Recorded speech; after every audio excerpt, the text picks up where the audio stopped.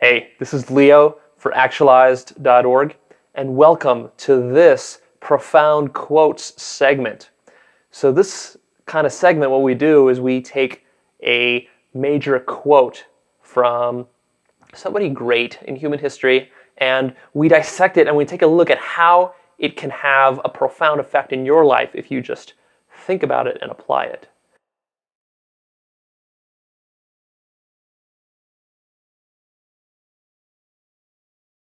All of humanity's problems stem from man's inability to sit quietly in a room alone.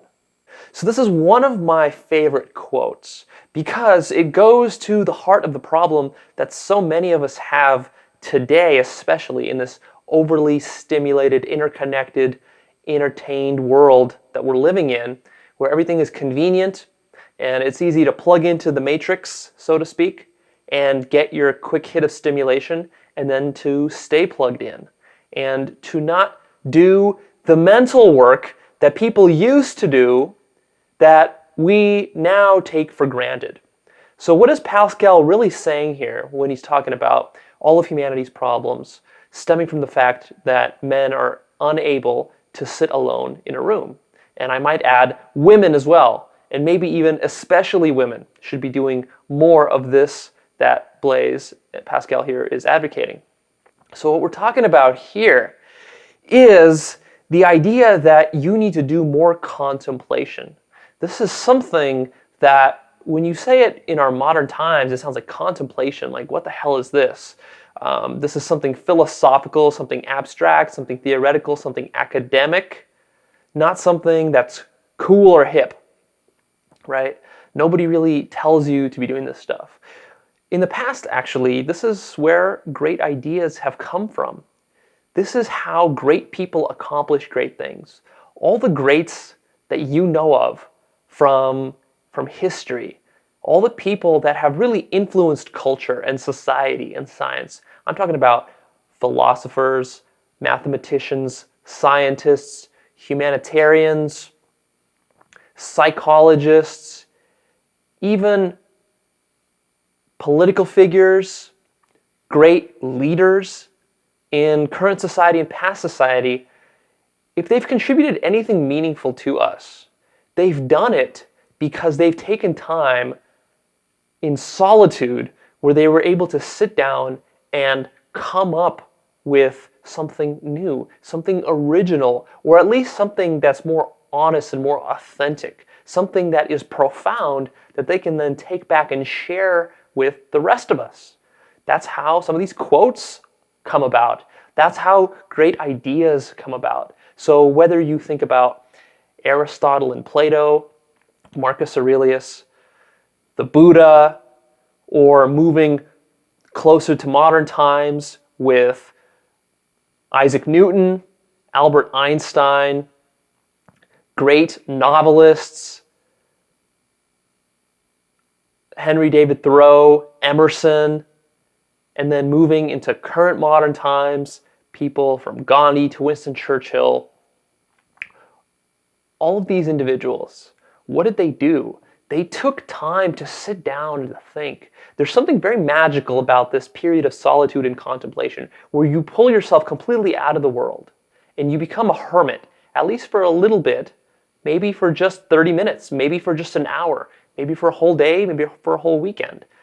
You can decide on the length of time here. But the idea is that you pull yourself out so that you can let your thoughts and your creative juices kind of percolate.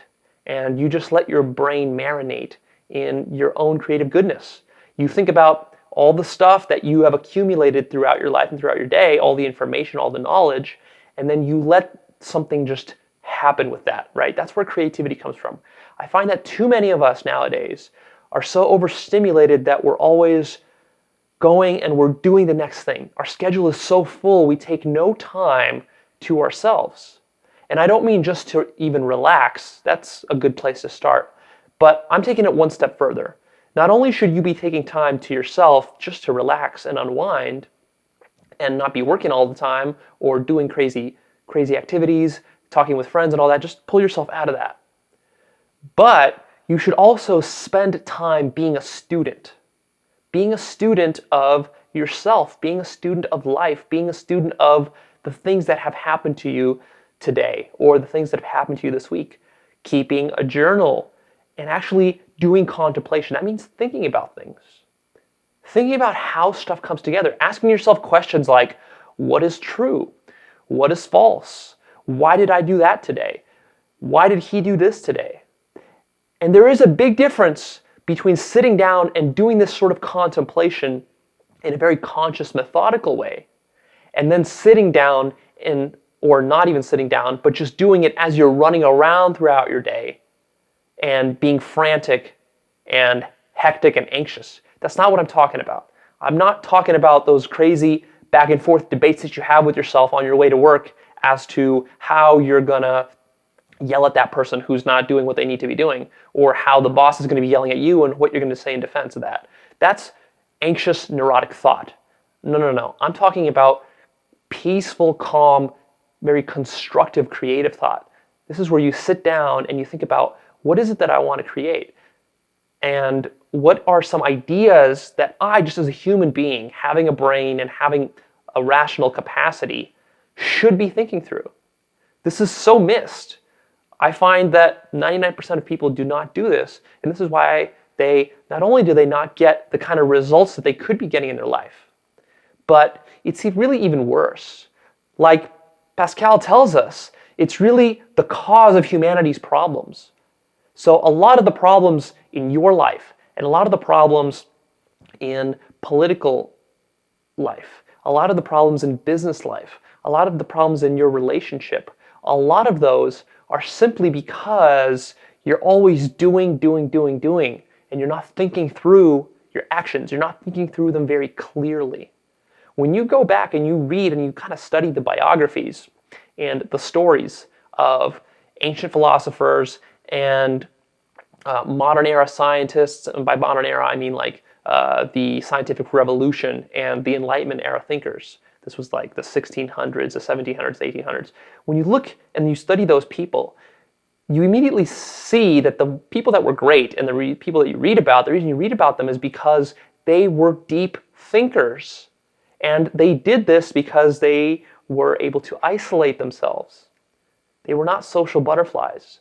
Some of them were, but then they were able to pull themselves out. Somebody, for example, that comes to mind is Benjamin Franklin. He's a deeply contemplative man, and when you read his writings and you read his quotes and you read about him, you can see that he's an amazing, powerful, genius intellect.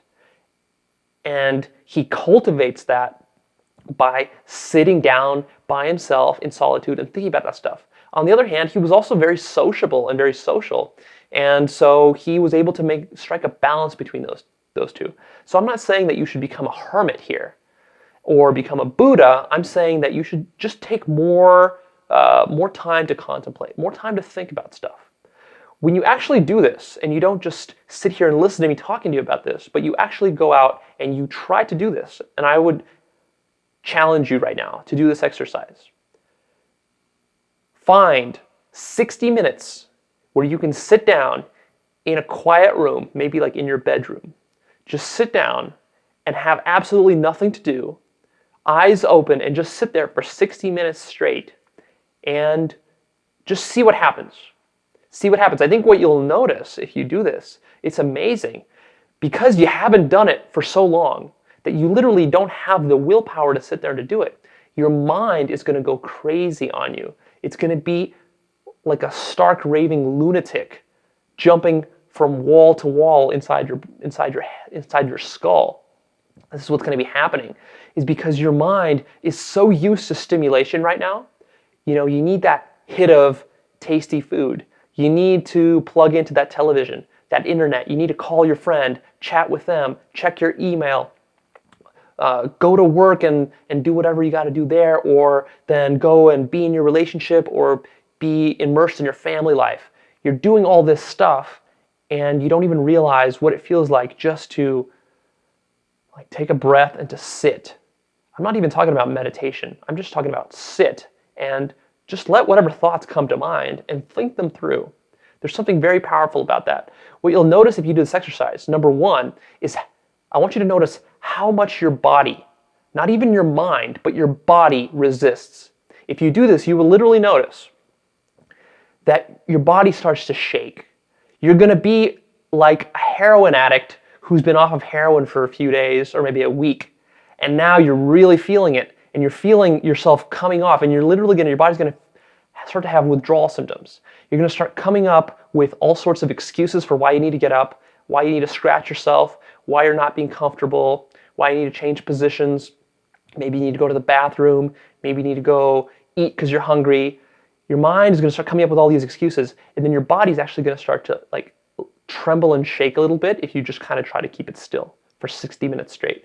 Because you've been so conditioned to stimulation, now it just feels like your life is empty. When you're not always running all the time, it feels so slow and so still, it just feels very awkward, very weird. Notice that. Notice your body resisting. Notice the things that are happening in your mind too, as a second point. Notice what starts coming up. What kind of thoughts? Negative thoughts, positive thoughts, creative thoughts, neurotic thoughts. What starts happening? Where do your thoughts start to lead you? In what direction? And then after you do notice this, of course, try to guide them in a more positive direction and just sit there and think. And start thinking maybe about some topic. Pick a topic that you want to think about. Maybe you want to think about the business that you're starting, or some project that you're working on, or a relationship that you want to improve, or your health that you want to improve, or yourself, your life, the trajectory of your life. Start thinking about something like that and notice what happens throughout that 60 minutes. I bet you that those first 10, 20 minutes are going to be very hectic, chaotic. Your mind is not going to be able to stay still. Then if you kind of force your mind and you persist and you keep on the same topic without straying too far, you're going to start to notice that your mind gears up and it gets on board. And maybe you have some sort of project that you're interested in, like you're interested in improving your health, let's say. And so now your mind is going to start thinking about that. Well, I could start improving my gym routine by maybe watching some videos. Maybe there was this book I wanted to read. Maybe I'll buy that. Maybe I'll go out there and get myself enrolled into some sort of class. I'll take a yoga class or whatever. Maybe I'll go and I'll talk to my buddy. I know a buddy who wanted to become a gym partner with me, and so maybe he'll join up. You know, your mind will start to think about all these different ideas that you can now use as fodder for generating a great life. Here, it's going to be your health. If you start thinking about your business, you're going to start to come up with ideas for your business. These ideas, sometimes they come up throughout your day when you're in your shower, you're doing this and that, but I find it's very different when you do that by sitting down in a dedicated block of time and actually thinking it through and giving yourself space to really think about that, maybe even having some paper and a pen handy so you can jot down some notes and some ideas. Because what you'll find is if you do this and you start developing a habit of doing this every few days or every week, you spend an hour doing this kind of alone, quiet, solitude time, and you start thinking about something like your business, you're going to start to find that you get new creative ideas, and those ideas are going to kind of snowball and build on top of each other, and you're going to really create something powerful, something new. This is how stuff is created. And the reason maybe that you are not living up to your full potential right now, and you feel like you're procrastinating, or that dream project that you wanted to start, that dream career you wanted to go into is not happening for you, it's probably because you're so plugged into everything that you're so busy, and you know what? You're busy doing the wrong things. And in fact, those things that you're busy doing are probably causing problems for humanity, as Pascal said. So instead, what the takeaway is here is to do this exercise, sit alone in an empty room without any stimulation and see what comes out. I think you will be shocked, surprised, and very challenged by this. So go ahead and try it, just maybe to prove me wrong. All right, this is Leo. I'm going to be signing off. Go ahead, leave me your comments. What do you think about this quote? How are you going to apply it in your life? Tell me what kind of results you get from doing this exercise. And then, of course, please like this and share this with a friend. Encourage them to join the Blaise Pascal Challenge, as I'm calling it. And, of course, check out Actualized.org, where we have weekly updates with an awesome newsletter, awesome exclusive free bonuses for this newsletter for signing up, where really the reason that you want to join is because every week we are covering new topics about how to improve your life, how to do personal development and really get results from it. Get yourself into the kind of life that you know you deserve, the kind of life that you've dreamed of, but perhaps haven't been able to step into, the kind of amazing career that you want, the kind of amazing health that you want, the amazing relationship that you want. How do you actually get yourself there from where you are now? That's what I'm really passionate about studying, and I love sharing my insights with you guys, and I do that every week. So sign up to my newsletter, awesome free bonuses there. You don't want to miss those.